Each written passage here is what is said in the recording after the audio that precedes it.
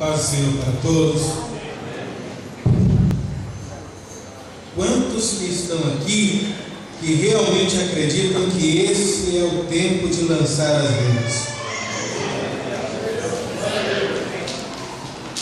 Você está fazendo isso? Atos dos Apóstolos, capítulo 9, versículo 1 até o verso de número 6.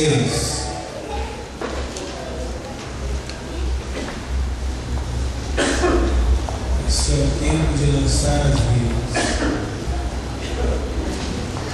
E eu preciso fazer isso. A gente precisa fazer isso. Atos capítulo 9, do 1 ao 6.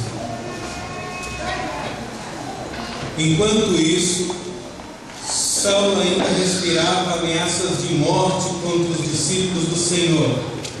Dirigindo-se ao sumo sacerdote, pediu-lhe cartas para as sinagogas de Damasco, de maneira que, caso encontrasse ali homens ou mulheres que pertencessem ao caminho, pudesse levá-los presos para Jerusalém.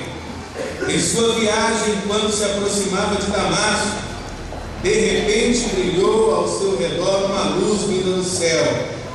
Ele caiu por terra e ouviu uma voz que lhe dizia: Saulo, Saulo, por que você me persegue? Saulo perguntou: Quem és tu, Senhor? Ele respondeu: Eu sou Jesus a quem você persegue. Levante-se, entre na cidade e alguém lhe dirá o que você deve fazer. Deus e Pai, graças te dou nesta noite, pela tua bondade, por ter nos reunidos na tua casa. É bom, é precioso este momento. É bom estar neste lugar. Queremos, Deus, que a tua palavra entre nos nossos corações, que a tua verdade, Deus, venha preencher todo o espaço do nosso ser, de uma maneira tal que nós nos movamos de acordo com essa palavra e naturalmente, quase que instintivamente, vivamos para a tua glória e compartilhemos esse evangelho. Para isso nós existimos. É por isso que ainda estamos nesta terra. Muito obrigado, no nome de Jesus. Nós recebemos a Cristo Jesus para morar no céu. Amém?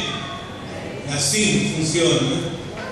E você já se perguntou por que a gente recebe a Jesus e não vai direto para o céu? Porque podia ser assim. Ia ser muito mais fácil, eu acredito que muito mais gostoso, a gente aceitar Jesus e ir logo para o céu, morar na glória com Jesus, desfrutar da eternidade, da presença constante de Deus, cantar louvores no céu ao Senhor. Imagina que maravilha! Só que as coisas não acontecem assim. A gente crê em Jesus e a gente precisa perseverar, e a gente vive muitos anos ainda, muitas vezes aqui na terra, anelando estar no céu. E se você se perguntar por que é assim, eu já me perguntei porque as coisas são assim. Por que a gente não vai direto para o céu? Deus faz todas as coisas com propósito. E Deus tem um propósito em deixar a sua igreja aqui na terra. Deus tem um propósito em permanecer, em permitir que você permaneça vivo e respirando, e que você esteja aqui nessa noite. Ele não te levou direto para a glória, direto para o céu, porque você tem uma missão, porque eu tenho uma missão, e nós precisamos desenvolver essa missão no temor do Senhor. É por isso que nós não fomos direto para lá. Poderíamos estar já na presença de Deus. Esse capítulo 9 de Atos dos Apóstolos fala de um homem que entendeu isso, de um homem que foi chamado e entendeu que ele foi chamado por Deus com uma missão, e ele buscou cumprir cabalmente o seu ministério. Por isso Atos capítulo 9 é um capítulo muito conhecido e muito mencionado quando nós falamos de missões, porque ele fala a história de Saulo de Tarso, posteriormente chamado de Paulo, grande bandeirante do Evangelho, anunciador das boas novas, missionário de Deus, plantador de igrejas, inovador quanto ao método, porque Paulo foi o primeiro a ganhar almas e a reunir essas pessoas numa igreja local. E Paulo veio a se tornar um exemplo para nós, um exemplo para os cristãos que estão neste mundo com uma missão. Só que nem sempre as coisas foram assim na vida de Paulo. Anteriormente, e você vai ver isso no capítulo 7, no capítulo 8, capítulos anteriores ao que nós lemos hoje, nem sempre Paulo foi este grande pregador do Evangelho, nem sempre ele foi esse comprometido homem de Deus. Paulo, antes da sua conversão, ele era um dos maiores inimigos físicos da igreja de Deus, grande perseguidor do Evangelho. A Bíblia nos diz que quando o primeiro mártir da igreja cristã foi assassinado e as pessoas se reuniam para atacar pedras em Estevão e apedrejar Estevão até a morte, Paulo estava ali. E ele não somente consentiu na morte de Estevão, como também guardou as vestes daqueles que iam executar aquele primeiro diácono martirizado da história. Então nós vemos que Paulo nem sempre foi este homem.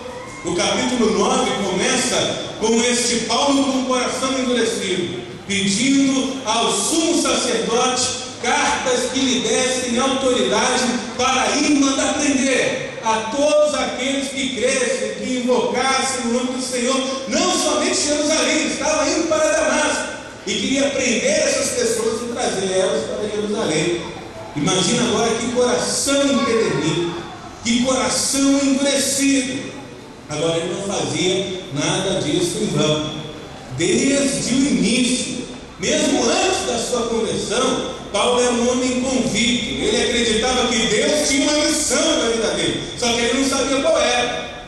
E ele achou que a grande missão de Deus para a vida dele era perseguir os cristãos. Ele mesmo falou depois sobre os seus irmãos judeus, que eles têm zelo de Deus, mas sem entendimento.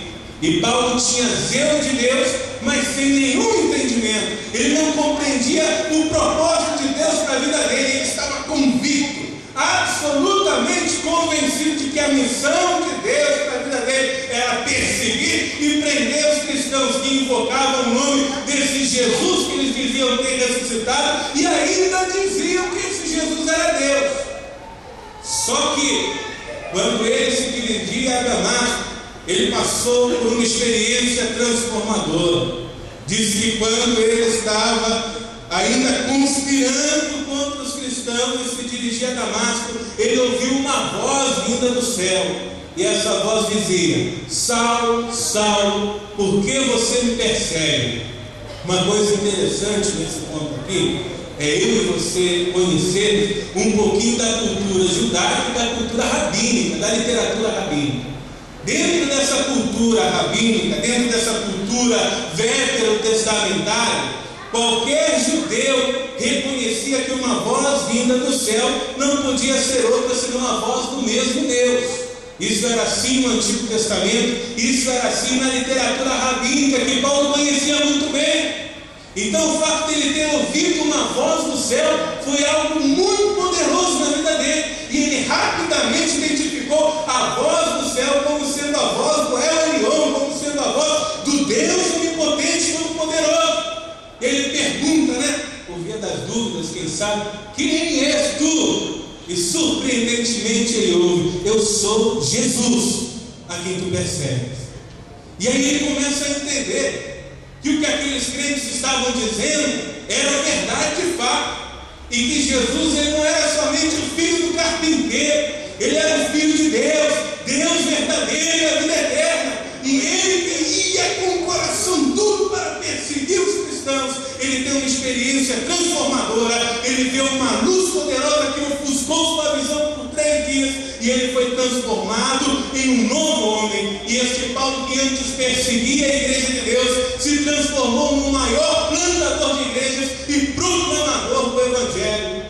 Há algumas coisas que esse texto ensina para a gente, há algumas lições da vida, especialmente da história da conversão do apóstolo Paulo, que é importante nós termos guardado no nosso coração. E eu queria compartilhar essas lições com você nessa noite. E a primeira delas é que o Deus da Bíblia, o Deus que eu e você acreditamos nele, ele é um Deus que transforma, revoluciona vidas. Paulo era o grande inimigo do Evangelho, ele era o grande perseguidor, ele estava disposto até a matar um crente se fosse preciso.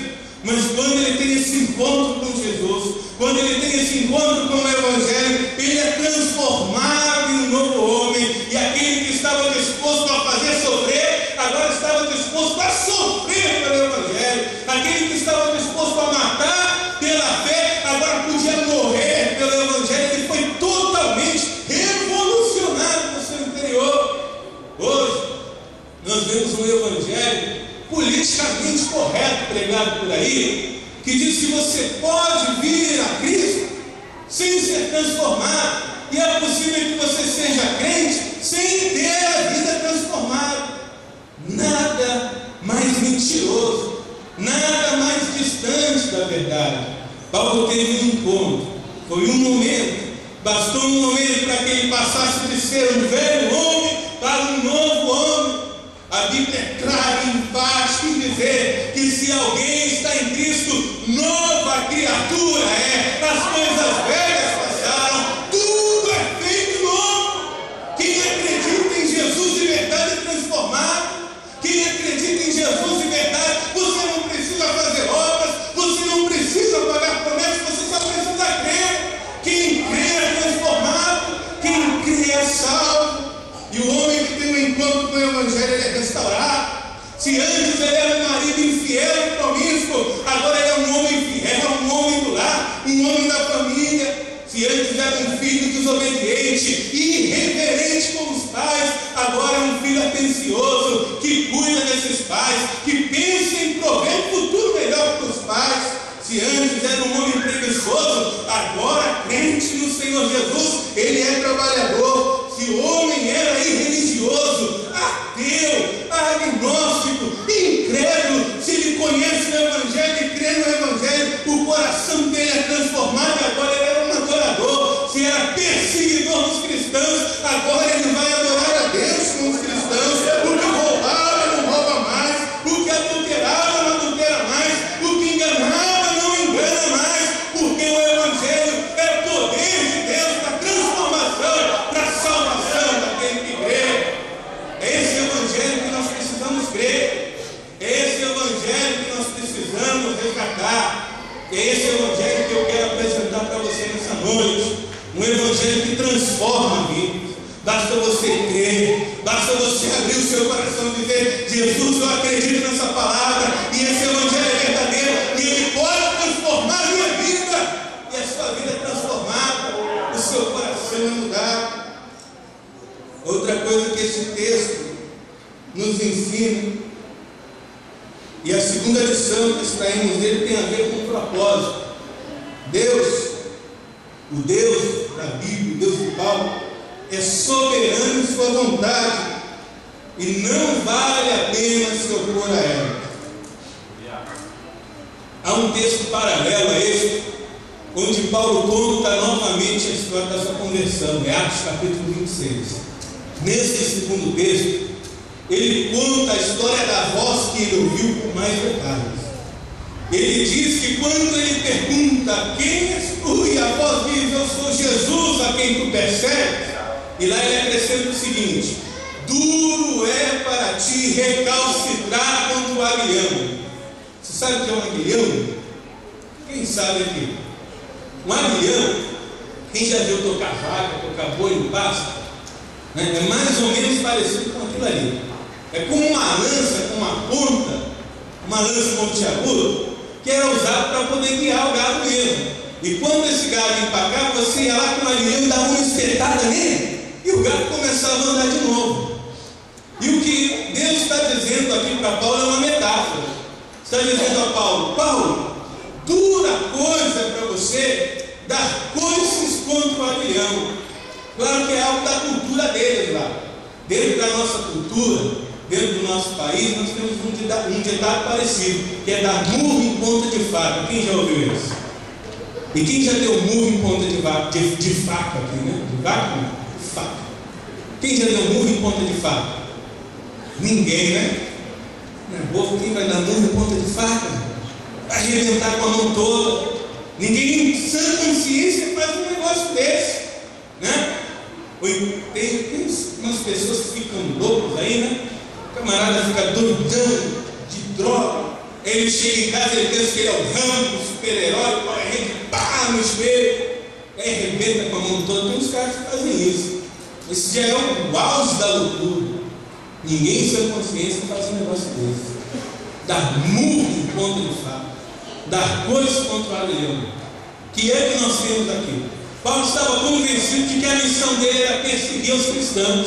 E não entendi que quando ele estava perseguindo a igreja, ele estava se opondo à vontade, ao propósito de Deus, porque a igreja era e ela ainda é de Deus.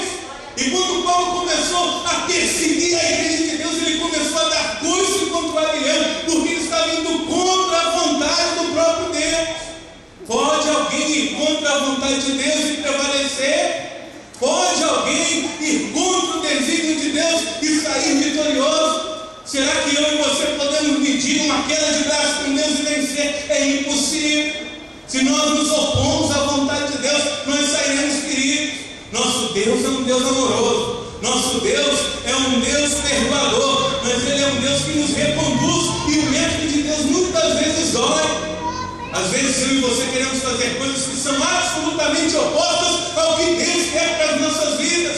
E nós tomamos decisões equivocadas. Talvez porque não oramos, talvez porque não consultamos a Deus. Parecia tão de Deus esse trabalho, parecia tão de Deus essa porta ministerial, parecia tão de Deus essa proposta que você nem você vai e abraça ela, e as coisas começam a dar errado.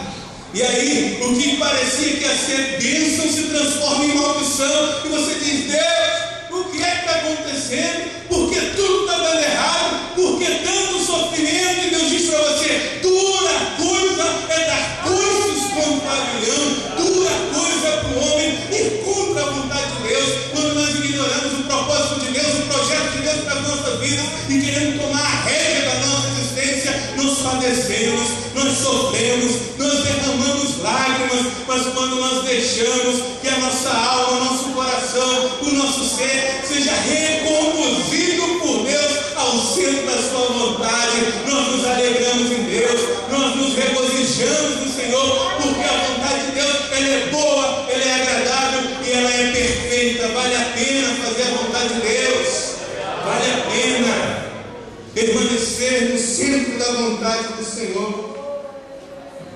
Paulo não entendia isso. Ele estava fazendo uma missão pessoal para a sua vida, que era diferente da missão que Deus tinha para ele. O que é que você tem buscado? O que é que você tem executado na sua vida? Quais são os projetos que você ainda precisa renunciar por não serem da vontade de Deus, mas você ainda insiste nele? Será que vale a pena insistir em alguma coisa que você sabe que não é a vontade de Deus? Será que isso pode realmente trazer algum benefício para a sua vida? Será que realmente vale a pena se opor ao projeto de Deus? Será que vale a pena dar murro em ponta de faca e coisas contra o aguilhão? Não vale a pena insistir no erro, mas é bom fazer a vontade de Deus. A terceira lição que esse texto nos ensina é que Deus jamais perdeu o controle no meio da crise. O contexto de Atos capítulo 9 é um contexto de crise e perseguição. O apóstolo Paulo estava perseguindo a igreja porque era um homem inconverso. E havia outros homens que estavam perseguindo a igreja. E a situação foi tão forte, tão terrível, que no capítulo 8, nos primeiros versículos, está escrito que muitos se dispersaram por todos os lados, exceto os apóstolos.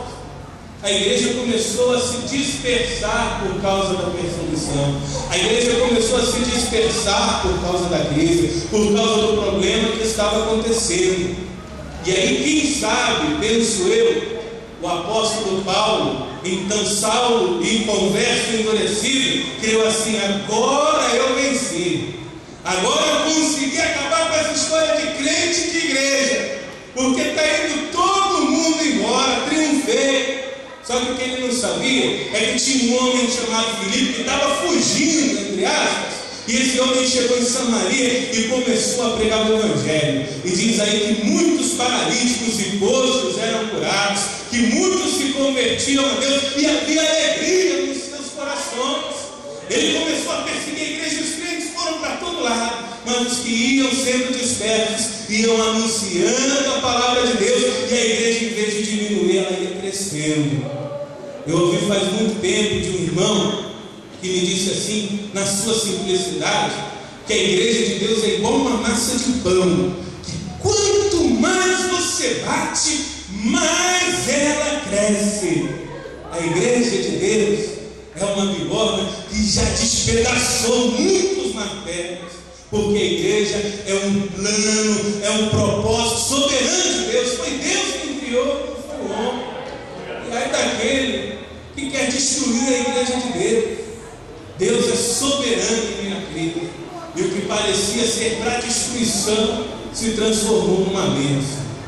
Agora pense no seguinte: Deus é soberano em meio à crise, e isso não está falando só sobre a igreja primitiva, não. A mensagem desse texto tem a ver com a minha vida, tem a ver com a tua vida. Nós que no meio das crises, nós que no meio dos problemas, nós que quando nos encontramos com a adversidade dizemos assim: Deus, Senhor, onde está? Me abandonou?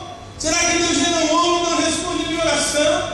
Será que eu estou sozinho no meio desse problema? Não tem para onde correr? Não tem para quem gritar? Não tem uma mão para me ajudar? E nós pensamos na nossa ignorância, na nossa pecaminosidade e insuficiência, que Deus se esqueceu de nós e que as lutas que enfrentamos são a evidência de que Deus nos abandonou. Mas a Bíblia diz que Deus jamais abandona aquele que crê nele. Ele diz: o que vem a mim, eu jamais lanço fora. Deus nunca desistiu de nós. E as crises que nós enfrentamos, elas têm um poder pedagógico. Deus muitas vezes nos leva por caminhos que desconhecemos, para provar o nosso coração, para provar a nossa fé. E aí é onde dói, é onde o crente não conhece, não entende o que está acontecendo e diz: Deus, o que é que está passando na minha vida? Mas é Deus quebrando o vaso, é Deus moldando a nossa vida, é Deus trabalhando no nosso coração, aperfeiçoando o nosso caráter, fazendo um homem novo, uma mulher nova. E quando nós enfrentamos a crise, confiando na soberania de Deus, quando nós lemos a Bíblia, nós entendemos isso, que não importa a adversidade que nós passamos, Deus está conosco, e se nós perseveramos nele, Ele nos dá vitória. Deus nunca perdeu o controle. Entende isso? Será que você entende isso? Eu não costumo fazer isso não, isso é pedagógico. Então eu quero pedir que você diga para o seu irmão o seguinte: Deus nunca perdeu o controle. Faz isso, evangeliza ele, sabe por quê? Porque de repente ele veio para a igreja hoje dizendo assim: Deus agora, será que Deus perdeu as regras da minha vida? Deus nunca perdeu o controle. Todas as coisas cooperam para bem dos que amam a Deus. Deus é soberano em meio às crises. A quarta lição que esse texto nos ensina é que Deus usa meios improváveis para cumprir o seu propósito. Quem era Paulo antes da sua conversão? Todo mundo enfatiza que Paulo era teólogo, que Paulo era mestre, que Paulo foi instruído aos pés de Gamaliel, mas ninguém enfatiza que Paulo era um homem endurecido, que era um homem inconverso, que era um homem perseguidor, que era um homem disposto a matar ou para ajudar a matar por causa das suas convicções. Ninguém enfatiza isso. E se é verdade que Paulo conhecia muitas coisas, também é verdade que era um homem de coração duro. E era um homem tão duro que quando ele se converteu de verdade, ele estava lá na rua chamada direita, Deus falou para um homem chamado Ananias assim: Ananias, vai lá naquela rua e ora por um homem, por um servo chamado Paulo. E Ananias diz: mas Deus, ele vem com cartas de Damasco para poder mandar prender os crentes. Em outras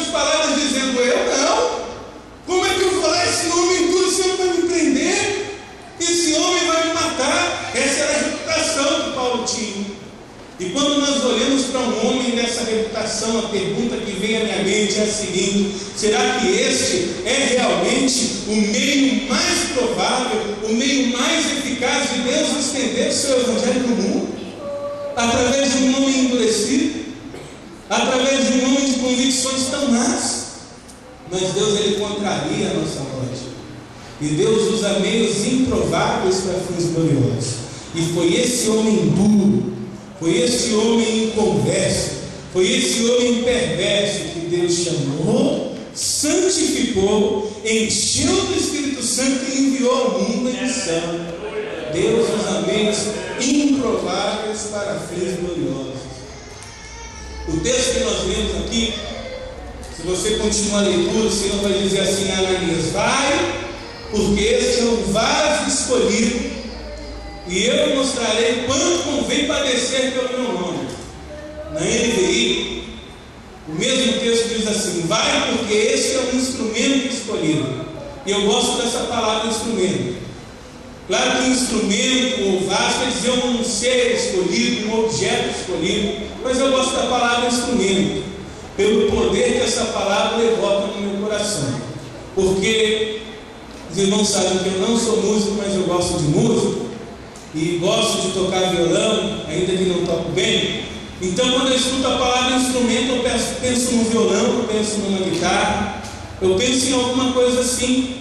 E eu gosto dessa palavra instrumento. Eu lembro, quando eu penso em instrumento, do primeiro violão que eu tive, né? Esse agora não está muito bom não, né, Paulo? Você devia ver o primeiro que eu tive. Era um tonante, verde com preto, uma coisa horrorosa. Quem toca violão sabe o que eu estou falando. Tonante é um violão ruim. Pensa num violão ruim. Esse é ruim, mas ruim com força. Dói os dedos, o braço é duro, o som é xoxo. É um violão que não vale nada, vale tão pouco que é baratinho nas lojas. Foi o primeiro que eu tive. E eu comecei a tocar, comecei a tentar. E o violão, eu não progredi no violão. Eu comecei a botar a culpa no violão. Eu também, esse violão ruim, violão horrível, nunca que eu vou ser bom, nunca eu vou aprender a tocar. Pastor Hilton não lembra disso, mas nessa época eu pastoreava lá em Cambuquinho. E um dia a molecada da igreja me levou na casa dele, eu levei no violão, se eu soubesse tocar alguma coisa. Naquela época ele tocava bem, né? Agora, mas naquela época ele tocava bem. E ele pegou o violãozinho tonante, né? Começou a fazer um solo meio blues, meio João Alexandre, e aquela coisa estava bonita. Eu fiquei olhando assim: é o meu violão. E era o meu violão. E tocou um, tocou outro, tocou um montão de música, um repertório todo. E que som agradável eu escutei naquela tarde. E aí naquela tarde eu pensei o seguinte: na verdade o problema não é o violão não, o problema é o músico. Deus usa meios improváveis para fins gloriosos. Um violão tonante, o que é um violão tonante? Não é nada, né? Violão ruimzinho, mas na mão de um bom músico, ele faz um som agradável. Agora, pode ser o melhor instrumento, aqui tem uma guitarra Ibanez, é velhinha, mas é boa marca, né? E a gente escutou aqui um instrumental maravilhoso. Enquanto o músico tocava, que maravilha, que som do céu. Alguém pensou que ele estava no céu. Mas agora, galera, tudo parar. Se não tem um músico ali executando as notas, pode ser o melhor instrumento, não serve para nada. Mas nas mãos de um bom músico, até o pior instrumento produz um som agradável. Tem vezes que eu e você olhando para as nossas vidas assim, pensando: mas quem sou eu? Mas quem somos nós para poder fazer uma tão grande missão? Quem sou eu para poder levar a tua palavra? Mas quem sou eu? A gente olha tanta gente melhor, tanta gente mais capaz. Eu disse: Senhor, mas aquele irmão prega tão bem, mas aquela irmã é tão fervorosa. Será que o Senhor pode usar a minha vida? A gente se sente, sabe o quê? Um violãozinho tonante.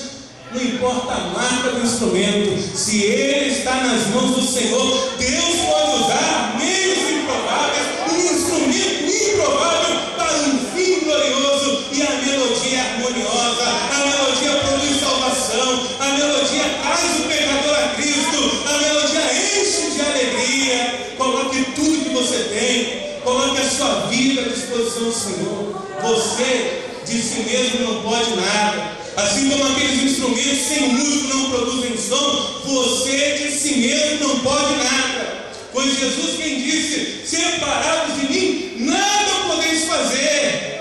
Mas a Bíblia também nos diz assim, lá na carta do apóstolo Paulo aos Filipenses: posso todas as coisas naquele que me fortalece. Você por si mesmo não pode nada, mas em Jesus você pode tudo. Em Jesus você pode proclamar o Evangelho. Em Jesus você pode viver uma vida triunfante. Em Jesus e com Jesus você pode vencer o pecado. Com Jesus na sua vida você pode ser um marido fiel. Com Jesus na sua vida você pode ser um bom pai. Com Jesus na sua vida você pode ser um bom filho. Com Jesus na sua vida você pode vencer o mundo e morar no céu.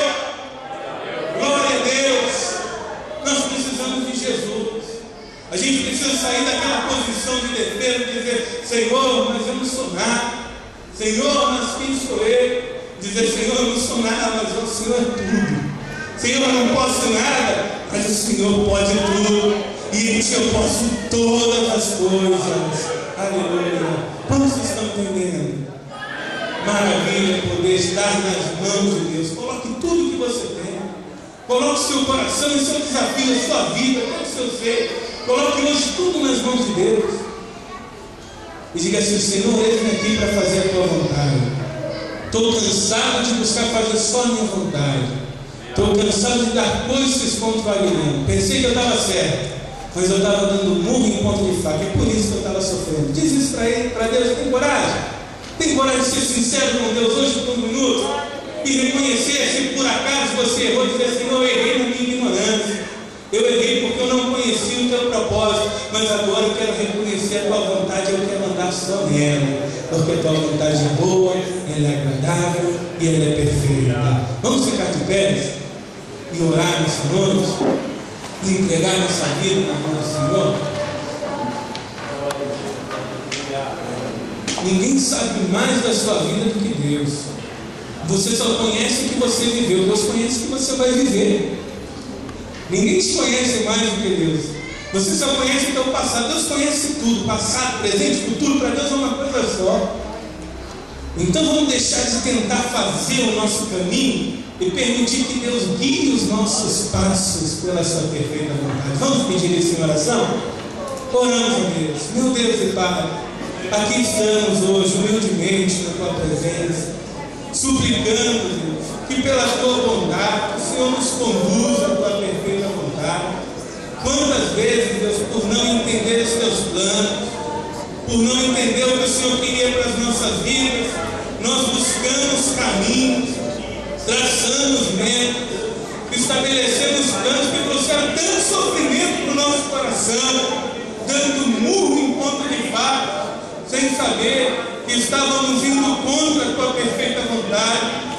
Mas nessa noite, Deus, o que nós queremos te pedir é que o Senhor nos reconduza. Humildemente, Deus, eu te peço que o Senhor nos revele a Tua vontade e o Senhor nos ajude a caminhar nessa Tua vontade. O Teu Evangelho é um Evangelho transformador. Por isso eu também peço nessa noite que o Teu poder, o Teu Espírito possa operar transformação na vida daqueles que vieram hoje, desejosos de ouvir uma palavra que preencha, desejosos, Deus, de ouvir uma palavra que anime, que reconduza, recarregar as suas energias. Hoje eles entenderam, Deus, que o Teu Evangelho é um poder transformador e basta a gente se lançar na Tua mão para que tudo comece a mudar. Transforma a vida nessa noite, Deus, transforma os nossos corações e que a Tua vontade, somente a Tua boa vontade, possa prevalecer nas nossas vidas. Muito obrigado por tudo, meu Deus, no nome do Teu Filho Jesus. Amém, Senhor. Amém, Deus.